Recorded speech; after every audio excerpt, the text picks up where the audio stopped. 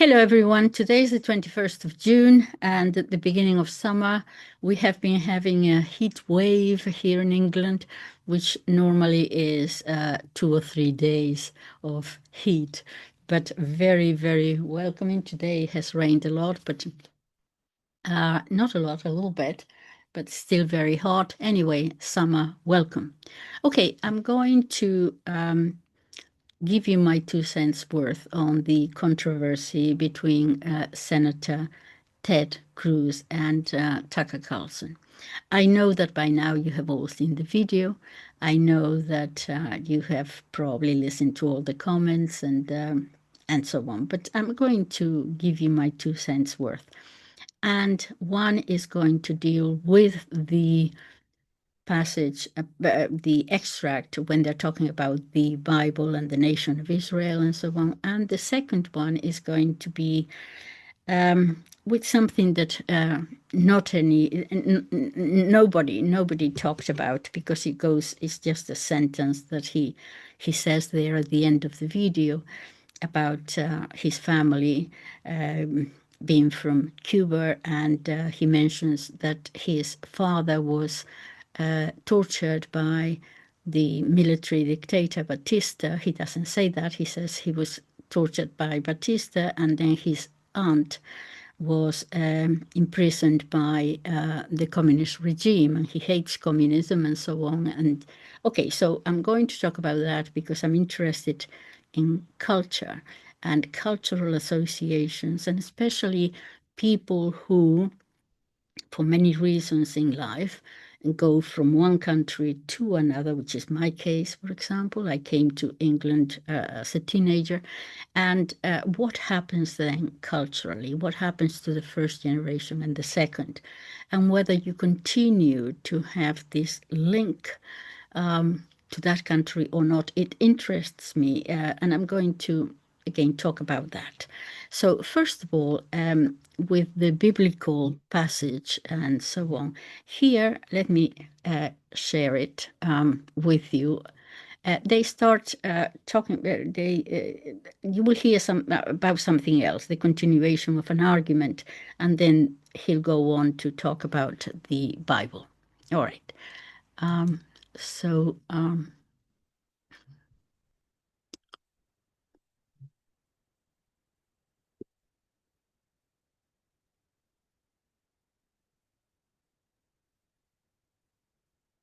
fact didn't support me. I supported Israel before they supported me. I'm happy to have their support because they share my objective. No, but you're missing it. I'm not suggesting that you're bought and paid for. I'm not saying that. I want to go back and take sincere. I want to go back and take the transcript because you just said a minute ago, are you, I'm slightly paraphrasing, but are you lobbying for a foreign government because they pay you a lot of money? That's basically what you said. So you are suggesting that. Let me just be clear about what I think. Your views seem totally sincere. Yes. You take money from people who agree with you. Yeah. I believe that. I take money from people who disagree with me. I'm only trying to get to the question of to what extent is the U.S. government influenced by other governments? And it's a lot. Of course. It's hardly just Israel. It's hardly just Israel. I don't think Israel's the main one. There are lots of governments. China is a massive influence on this thing. And it's a huge problem. As you know, I couldn't agree more.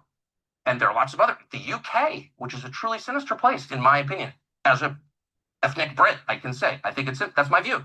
Maybe you disagree. I think they're on the wrong path. I love Whatever, the Brits, but their government is gone without even getting into that. I'm just saying I don't think Israel's the only one. But it's the only one where you're instantly called an anti-Semite for asking questions. And it's also the only government that no one will ever criticize. And I find criticize Israel every minute of every day. Like the only government that people will not criticize, Rashida Tlaib just tweeted out calling Benjamin Netanyahu a war criminal. Rashida Tlaib? No, I said no one will criticize. No, I'm talking about Republicans that I would vote for, including you. And I'm saying, whatever. I don't even like talking about Israel. What I care about, I never do, because it's not worth being called anti-Semites from AIPAC recipients.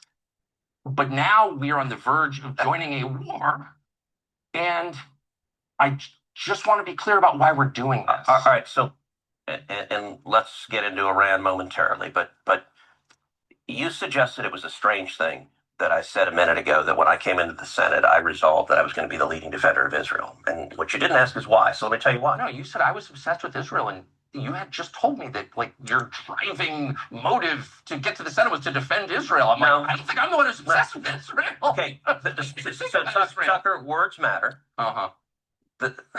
And you know that. I said I resolved to be the leading defender of Israel, and you said your driving motive, the reason you're in the Senate. You want to be the leading defender of Israel. I would think if I ran for Senate, I'd be like, there are people dying of drug ODs on the street. My driving motive is to fight for Texas and America, and to fight for jobs, and to fight for the Constitution. And you played a very, very careful word game of eliding. I'm the one who said it, not me. So you still haven't asked why, but I'm going to tell you why. Okay. And the reason is twofold. Number one, as a Christian, growing up in Sunday school, I was taught from the Bible, those who bless Israel will be blessed, and those who curse Israel will be cursed.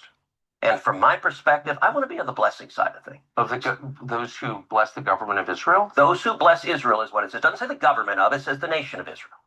So that's in the Bible. As a Christian, I believe that. Where is that? I can find it to you. I don't have the scripture off the tip of my. You pull out the phone and use it. It's in Genesis. But so you're quoting a Bible phrase, you don't have context for it, and you don't know where in the Bible it is, but that's like your theology? I'm confused. What does that even mean? Tucker, I'm a Christian. I want to know what you're talking about. Okay. Where does my support for Israel come from? Number one, because biblically we're commanded to support Israel. But number two, hold on. Hold on. You're a senator, and now you're throwing out theology, and I am a Christian, and I am allowed to weigh in on this. We are commanded as Christians to support the government of Israel? We are commanded to support Israel. And what does that mean, Israel? We're told those who bless Israel will be blessed. But what? Hold on. Define Israel. This is important. Are you kidding? This is a majority Christian country. Define Israel? Do you not know what Israel is? That would be the country you've asked like 49 questions about. So that's what Genesis, that's what God is talking about. The nation of Israel, yes. And so is that the current borders, the current leadership? He's talking about the political entity called Israel? He's talking about the nation of Israel. Yet nations exist, and he's discussing a nation. A nation was the people of Israel. Is the nation They're the God descendants is of Abraham. referring to in Genesis, is that the same as the country run by Benjamin Netanyahu right now? Yes, it is. Okay. And by the way, it's not run by Benjamin Netanyahu as a dictator. It's a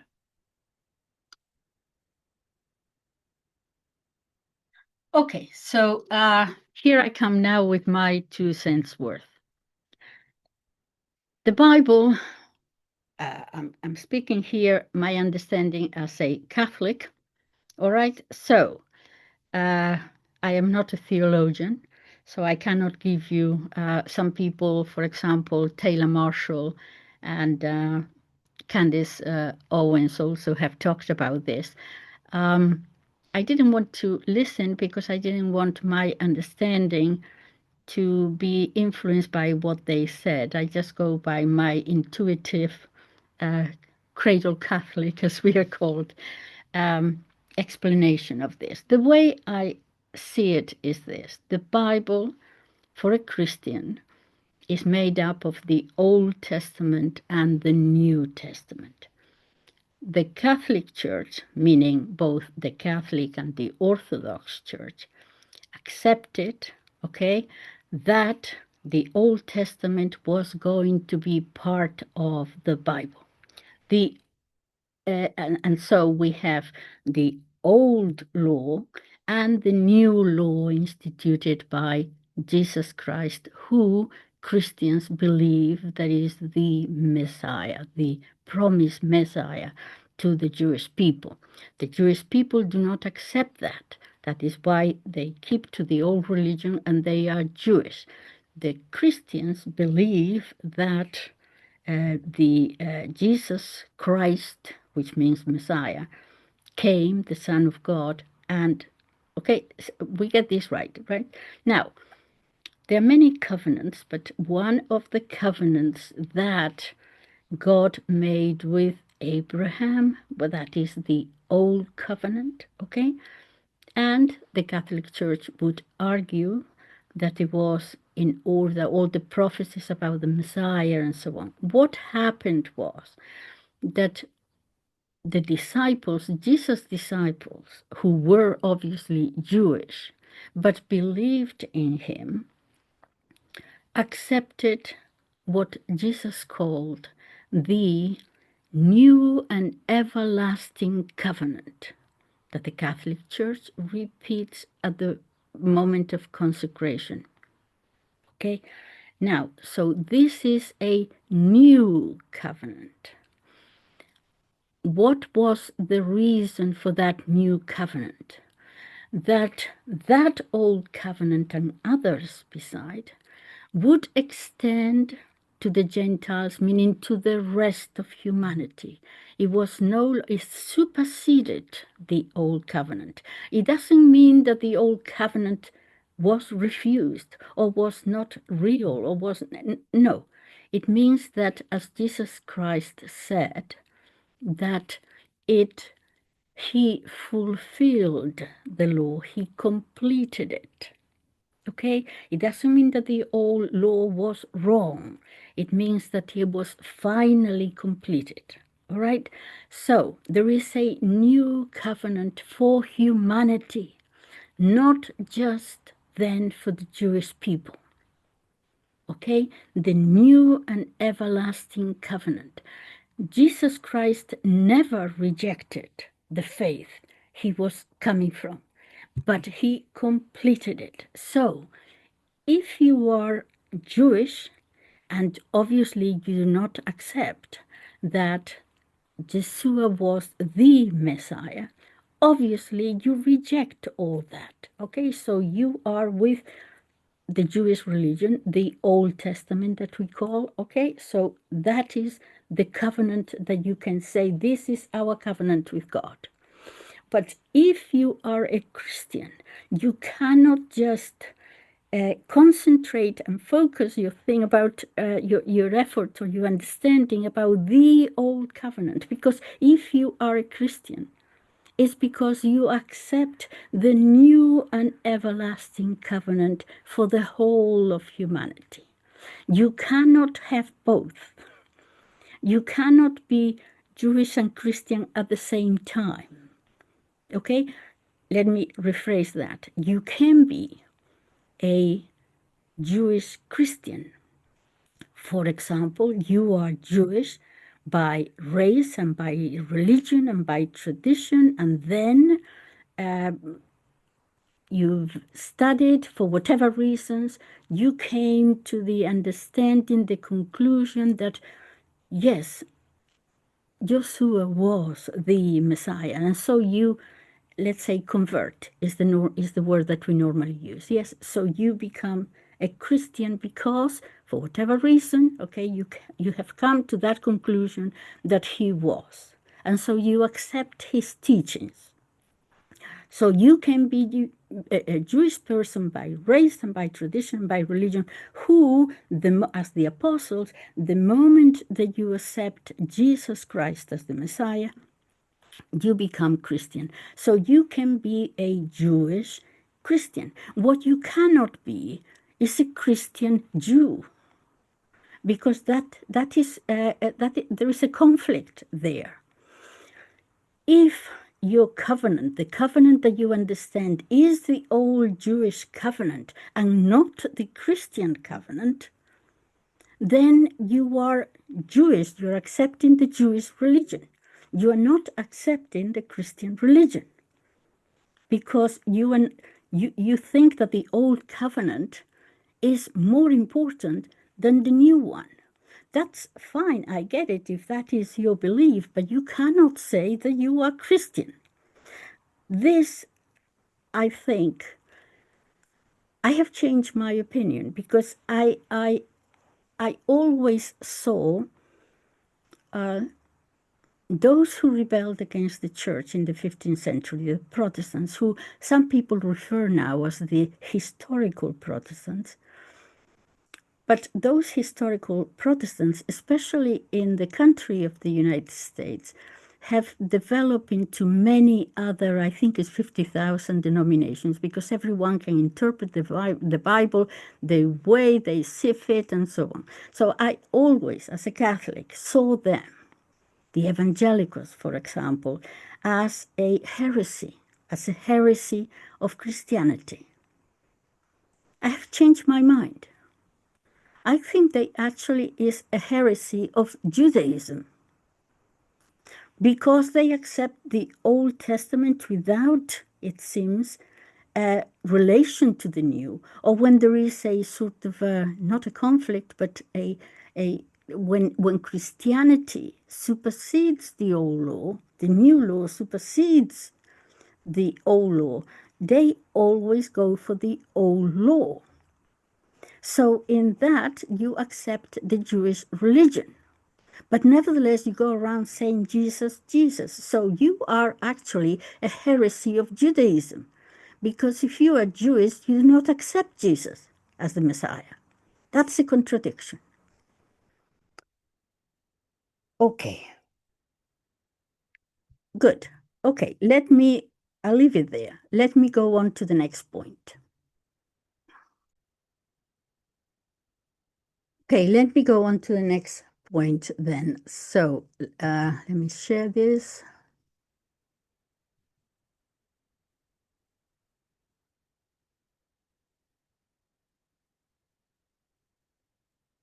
Acts of industrial sabotage in history helped our allies in Western Europe or other fellow NATO members. Look, I gotta say, I don't understand. For some reason, you are really invested in defending Russia, and I don't get that. I'm not attacking you with that. I'm genuinely like, I don't get why you're so passionate about defending Russia. Actually, I was defending Western Europe, the home of my ancestors, and that tripling their energy costs and destroying their industrial base. Not like. You just accused me of being an anti-Semite, an isolationist, and a Russia lackey. I've not called you a neocon once, which you are. But I haven't said that. Absurd. Yeah, those neocons that oppose the Iraq War, right. Like that's okay. But I haven't called you that because you just said which you are. You just called that. Okay. Called me that. You just did. I guess what I'm saying is you're triggered because I use name calling. I get it. I was triggered when you called me names, and I'm triggered once again that you're calling me a Russia defender when in fact I'm defending Western Europe. And I don't think that you think Putin's our enemy? Well, he's literally our enemy. You are funding a war against him. Do you think he is our enemy? You're saying we're his enemy. Do you think Putin is our enemy? I think it is a tragedy that your policies, specifically yours, helped drive Putin into the arms of China, forming a bloc that's larger than us. So you won't answer that question? I don't. Hey, if you want to get across London, you go by tube. They give you a Sorry tube about that. to navigate your way. So therefore, why does... He is literally our enemy right now. That is a tragedy for the United States. No, you're saying, but you won't say he is our enemy. And look, like I know in what sense. I don't want to be enemies with Russia. It doesn't help us at all. It may help some people in the United States, but in general, let me be clear. I don't want to be. I don't want to be at war with Russia. I don't think it is in our interest to be at war with Russia. With China. That is a disaster. But listen, no doubt, and I want Russia and China in tension, so I agree with you there. But I think Putin is a KGB thug. I think he is a bad man. Now, I don't want to go to war with him over that, okay. but I'm not naive. And like I watched your episode. He's a bad man. Okay. Look, I watched your episode where you went to the Russian grocery store. And was that disloyal, do you think? It was just weird. It was like a promo video for Russia, and I don't understand. I'm not attacking you when I ask why, because I'm genuinely like, I don't get like when you called me and said something. You weren't attacking me, you were just noticing. No, but may I ask you a question? So here, well, let me just answer yours by saying the United States, the Biden administration, with your help, full support, began this war on Russia in response to their invasion of Ukraine. And one of the things was they kicked Russia out of SWIFT, of the international financial system. Yeah. And my first response was, it's going to really hurt the US dollar, which it has. And I hope someday we can have a conversation about that. It's really, really hurt the one thing that we needed, which was to retain dollar supremacy. So I was interested in the economic conditions. That's a reasonable point and a serious conversation. I'm aware. And but I can agree with you. No, but I was accused of being. I think it's weird that you went to a Russian grocery store and said it was prosperous. No, my point is, it looked like a commercial. It looked like a commercial. Isn't this wonderful? No, it was an argument against the efficacy of sanctions. Sanctions against Russia, which you casually and enthusiastically imposed, scoring a little moral victory every time, had no material effect that helped the United States. Russia is backstopped by China, and I recommend that you go there and see it. It is way nicer than Washington, D.C. way nicer. To me, that's a tragedy. I was horrified and angry at my leaders, including you. It's like, I want to live in a country that's nice, with low food costs and no homeless people. I don't understand why that's too much to ask. So do Instead, I. I get wars with Iran. No, I just want lower food costs. How's that? So, look, it's a weird argument that you do often, which is, listen, things are crappy in America. Liberals have done bad things to America, so we shouldn't worry about any not enemies liberals, around Republican the world. senators. Republicans They don't care about us. They're focused on other countries. You wrote that and our country is dying, and you don't care because you're focused on Iran or Putin. So you believe that I don't care about America. I guess you believe Donald Trump doesn't either, like nobody cares? I believe that your focus is way too on other countries. It's way too focused outward. The money that you send abroad could be used here and should be. What money that I send abroad, by the way, I emphatically agree with Ukraine. You don't even know. I emphatically agree with Donald Trump's, for example, dramatically slashing USAID. I think the only reason we should be deploying that is to benefit U.S. interest, national security interest, and keep Americans safe. And so, how much did you vote to send to Ukraine? Look, you're in about $80 billion. $80 billion. Yeah. So you're in. You love just giving these broad characterizations that are not accurate. I'm genuinely puzzled. Look, I don't want to go to war with Russia. But I don't think they're our friend. I think Putin. I agree. I think Putin is a murderer. I think he's a liar, and I think he does not wish well on America. Okay. And there's a difference between saying that, just like Reagan referred to the Soviet Union as an evil empire, and Putin was in the KGB. Look, my father was imprisoned and tortured in Cuba. I hate communists. It was actually Batista that tortured my dad. My aunt was imprisoned and tortured by Castro. I hate communists. I think communism is evil. And so I think there is a value to, there is nobody who stands up to communist China more in the Senate than I do. Okay, that is, sorry, it was a long introduction, but that is the one that I wanted you to hear. And this is what I'm going to comment on right now. Okay. Tortured by Batista. Okay, a little bit of history now. Batista was a military dictator in Cuba. He had been there for I'll give you a little bit of history now. We'll read it from the Britannica Encyclopedia, but just to give you the general view. He was a military dictator who accepted the dominance of the United States over the little island of Cuba for the longest time, okay? While he was enriching himself tremendously.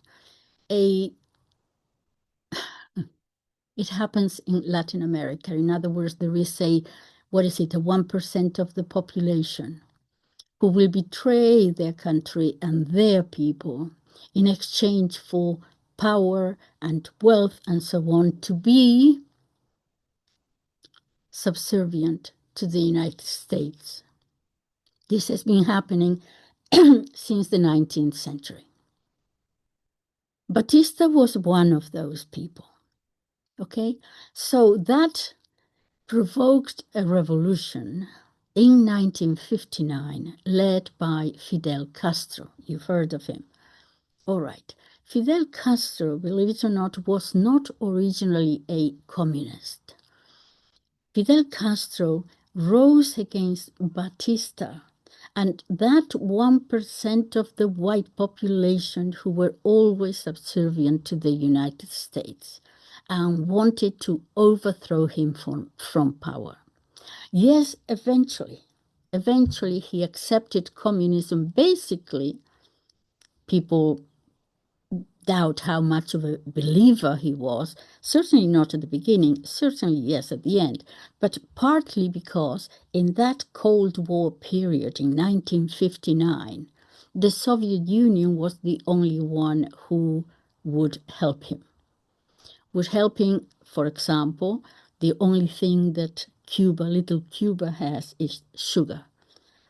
And so the So Cuba was able to sell all their sugar to the Soviet Union, going around the world because the sanctions had already been imposed and so on and so forth. So at that time, the Soviet Union were really the only friends that Fidel Castro had. So hence the whole history, communism, and so on. All right, I get it. But Cuba, let me show you. Cuba is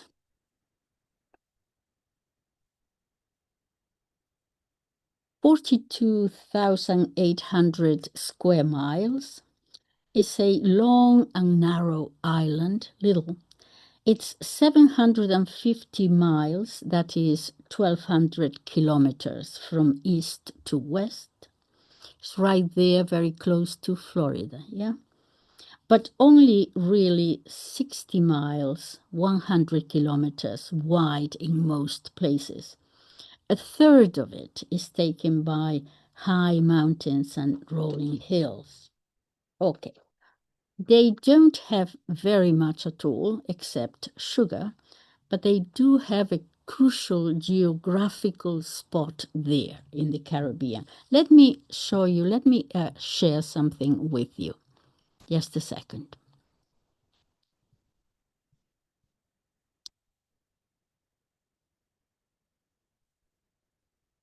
Oh, okay. So the first one I have is here. This is from the Encyclopedia Britannica. Okay, so Fulgencio Batista, born January the 16th, 1901, in Banes, Cuba, died on August the 6th, 1973, in Marbella, Spain.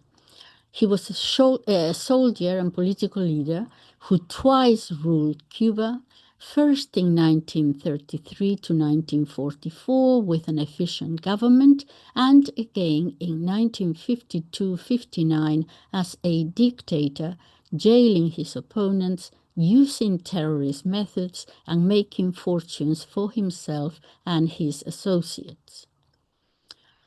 The son of impoverished farmers, Batista worked in a variety of jobs until he joined the army in 1921, starting as a stenographer.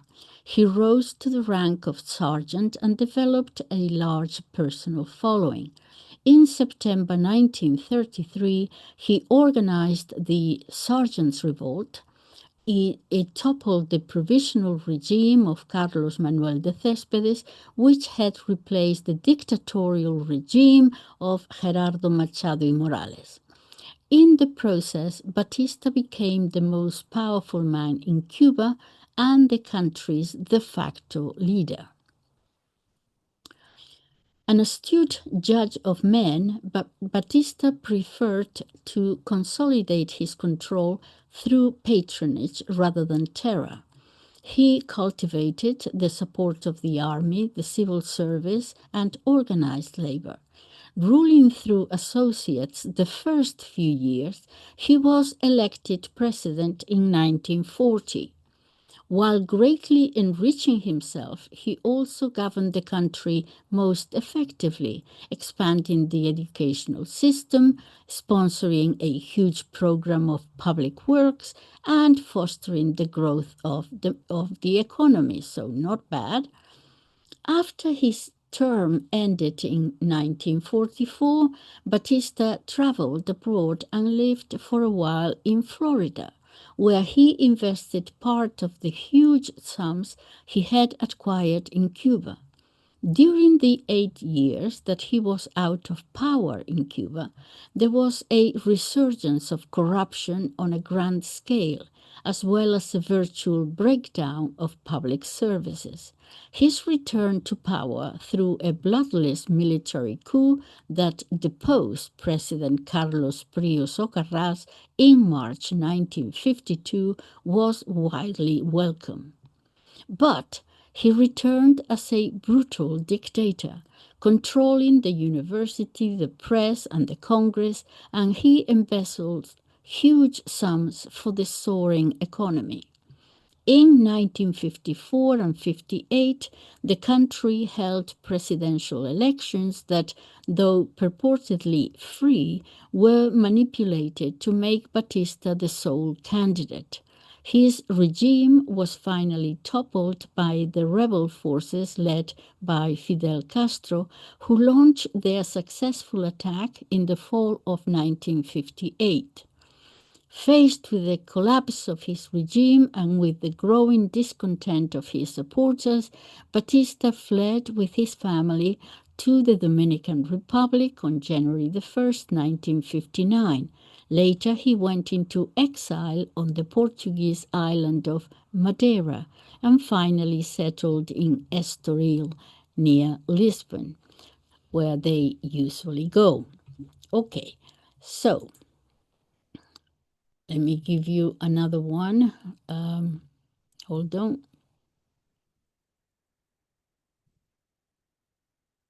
Okay, let me give you another.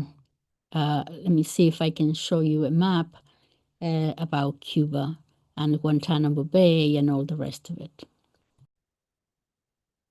Let me see. I'm going to try to get a map here.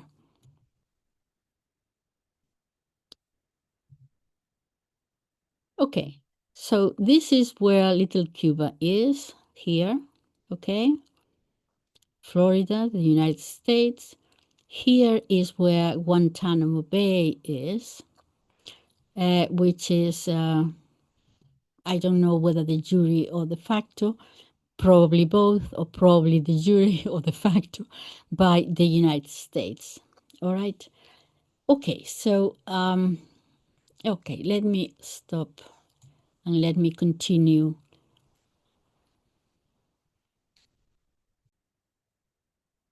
Okay, so this is my argument now. Cuba is a tiny little island, and it has been under sanctions since then, since 1959. I think this is a question of revenge more than anything else from the United States. I don't think that if the sanctions were lifted or Cuba became a sort of a normal country, that, all the Cubans would start expanding and promoting communist revolution all over the United States. Come on. Nor will it become China. It doesn't have resources. What it has is a crucial geographical position, and all it has is sugar. So it's not going to become China in 20 years. What is the reason for the continuous sanctions that are really strangling the Cuban people for so long? Revenge is the satisfaction. Is the satisfaction that we are holding you by your throat here, and we are going to continue doing so. Okay, so Ted Cruz says that his father was tortured by the Batista government. Let's look into that. If he was tortured by the military dictator Batista, it couldn't have been for political reasons, because his father, Rafael Cruz, was a very wealthy man. They were both politically on the same side. I'm going to show you now about his father. So perhaps they had different economic interests, or perhaps, they didn't agree about how the wealth would be divided. But it was not ever because his father was a communist or anything else like that. Let me introduce to you Ted Cruz's father, Rafael, okay? As you know, Ted Cruz ran for president, okay? And this is an article because he was actually born in Canada, but his father first. I will go to his father in a second. But the thing is that his father went first to Canada. He married an American lady in Canada. Okay, so when he was running for president, one of the questions asked was, okay, his mother was American, his father was Cuban, he was born in Canada of an American mother, so can he run for president? Yes, no. There were people talking about that. So here is CNN. What were Ted Cruz's parents doing in Canada when he was born? And a second question, can Ted Cruz, a former Canadian citizen, be president? Okay, so that will introduce us to his father. Ted Cruz's Canadian birth has become a key campaign issue as the Texas senator mounts a challenge to Donald Trump in Iowa. So this is, Cruz was born a U.S. citizen since his mother was an American living in Canada. The U.S. Constitution requires a candidate for president be a natural-born citizen, in quotes. Most experts believe Cruz is a natural-born citizen, but no president has ever been born outside the United States. But Trump and others have raised questions about the legal issue, and Trump has tweaked Cruz over it on the campaign trail. Not mincing words, Trump referred to Cruz as a Canadian anchor baby during a town hall in New Hampshire. Cruz's father, Rafael, was born in Cuba, emigrated and married an American from Delaware, Eleanor. While Rafael Cruz, that's his father, is today known for his religious beliefs, he's an evangelical, more about that in a second, for his religious beliefs and sometimes controversial statements, back then he was a successful oilman. The two were steeped in the Canadian oil industry of the early 1970s when she gave birth to a son, Rafael Edward Ted Cruz. Okay, so his name is Rafael, the same as his father's, Rafael Edward. He goes by Ted. Good, okay. Rafael and Eleanor were, to those who knew them at the time, smart and successful. A geophysicist who worked with both of them says that they were ahead of their time. He was a very clever man, Easton Wren said of Rafael Benvenido Cruz. He had lots of charisma, and the combination of technical capability with a charismatic personality enabled him to do well in the business here. Wren says Rafael Cruz was the center of the group. He would always take the floor whenever the tight-knit group of oil industry support groups would gather for a convention or a party. Cruz ran a company called R.B. Cruz and Associates, which provided computer-driven seismic maps to the oil industry, which the big oil firms would buy and then use to begin to drill. But suddenly, 4 years after their arrival in Canada and 4 years after the birth of Rafael Edward Cruz, the bottom fell out of the oil business and they left.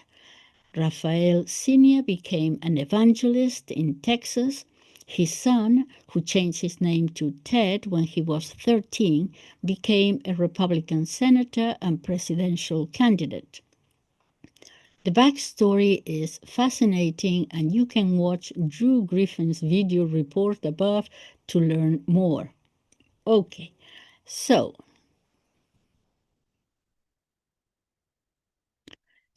that was his father, a very wealthy oil man.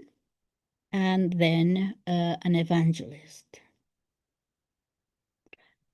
I find it strange that the two connections, wealth and evangelism, or not evangelism, the evangelicals, come together again. There are also questions that had been raised about whether, I don't want to go into that or read you things about it because I haven't looked into it, but about the fact that he was actually involved in helping Oswald, the person who allegedly assassinated John Kennedy, during his trip to Mexico, and that there are proofs of that, and so on. So whether he was involved in politics is a possibility, I don't know.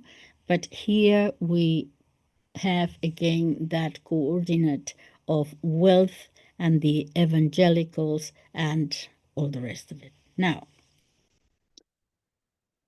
that is his family history. We all have a family history. What I want to talk about and discuss is a question. What has Senator Cruz done for Cuba? Anything at all to have that little island strangled to death? Now, you may say, no, they escaped from there, so he doesn't have any debts to Cuba or anything else like that. Not psychologically, I wouldn't agree with you. Because his father was Cuban, and he is first generation American, let's say, okay, first generation. I know how by the second or third generation, you have no connections, really, no cultural connections to the old mother country, whichever that mother country might be. But the first generation, and Ted Cruz is first generation, normally still have a sort of an, if nothing else, an emotional connection to the old country. I'll give you a personal story. I am from Spain.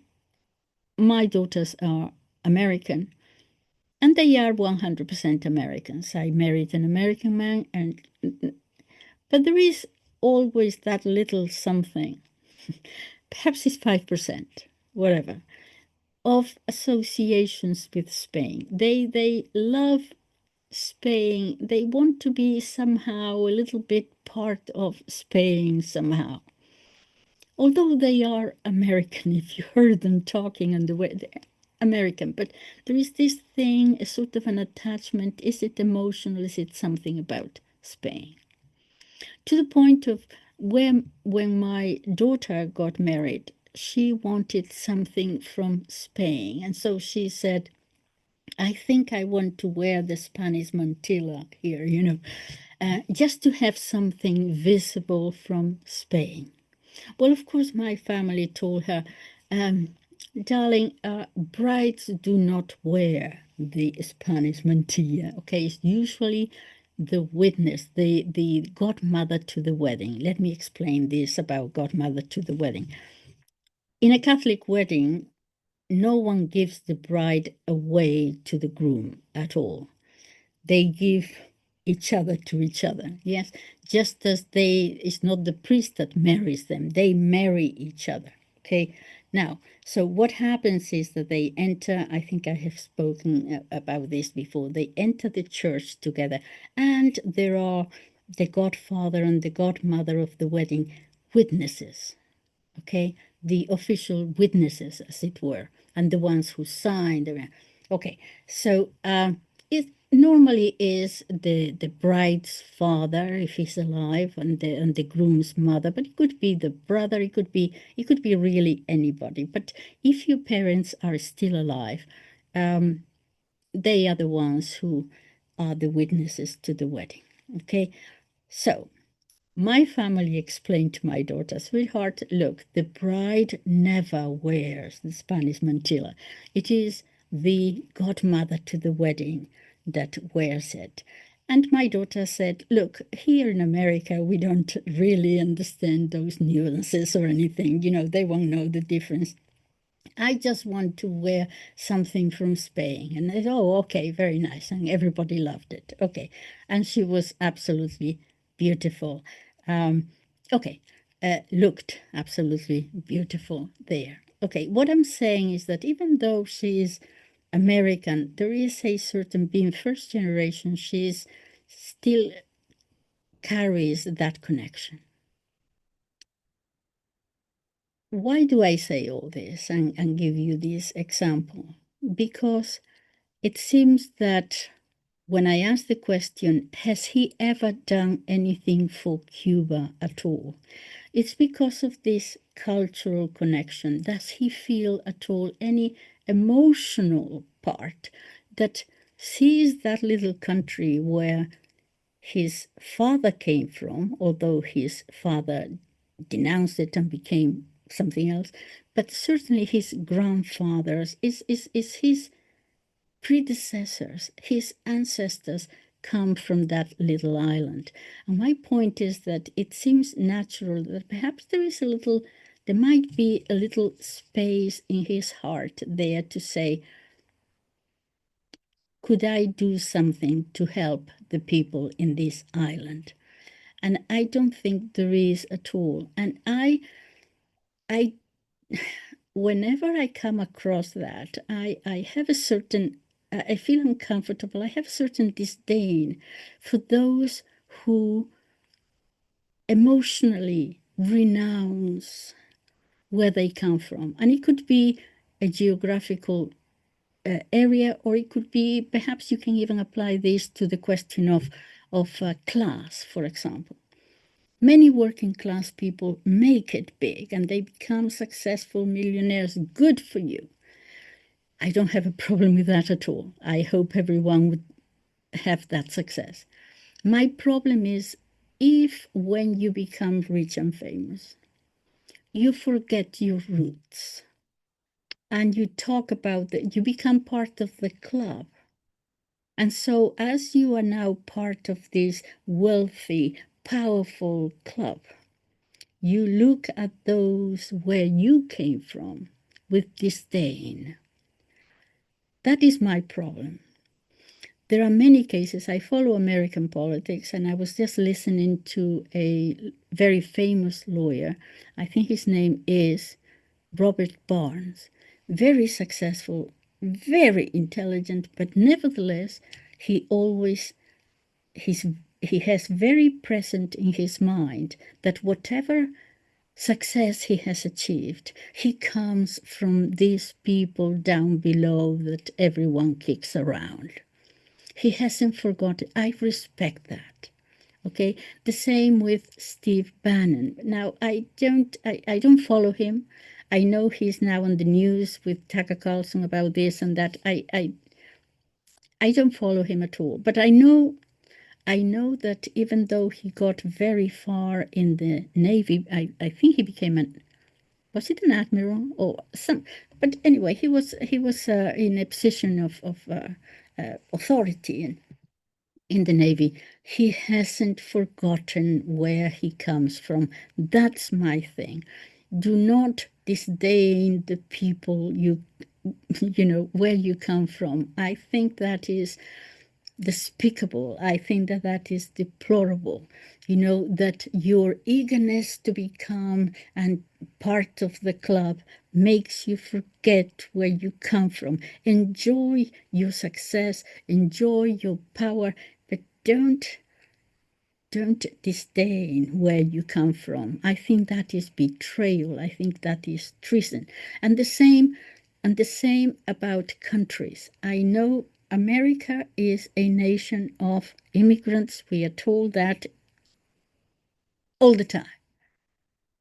And we know that it is natural that the first generation will still have some association with the old country because their parents perhaps they didn't speak the language English, or perhaps they did end up speaking the language, but never very well.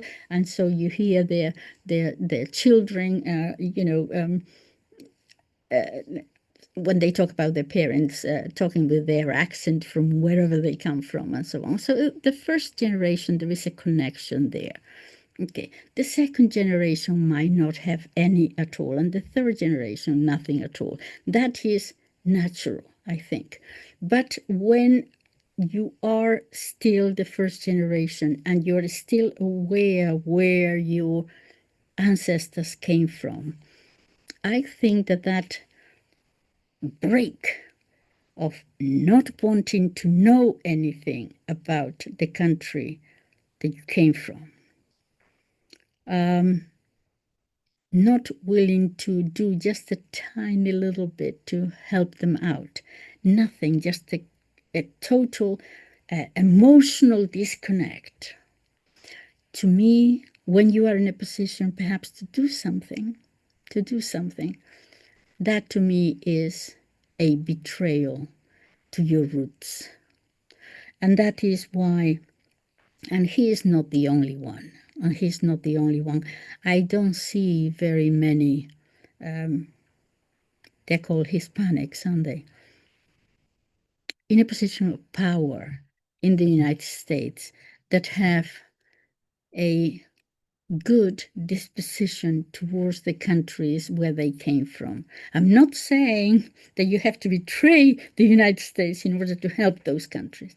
I'm just saying that perhaps being 100% American and enjoying your success and enjoying your power, that you could not have from time to time gaze at the people where your ancestors came from. And Ted Cruz doesn't. Only to say, oh, my parents, my father came from Cuba. How about this aunt that was tortured, he said, by the Castro regime? We don't know. I didn't want to go into that, but I would like to know more. But they just use the country where they come from to say, look, I am, totally 100% American. In other words, look, I am 100% part of this new club, and to hell with where I come from. And I disdain that. And I think that's low. And I think that's a betrayal. And I think that's treason to your ancestors. Thank you. Goodbye.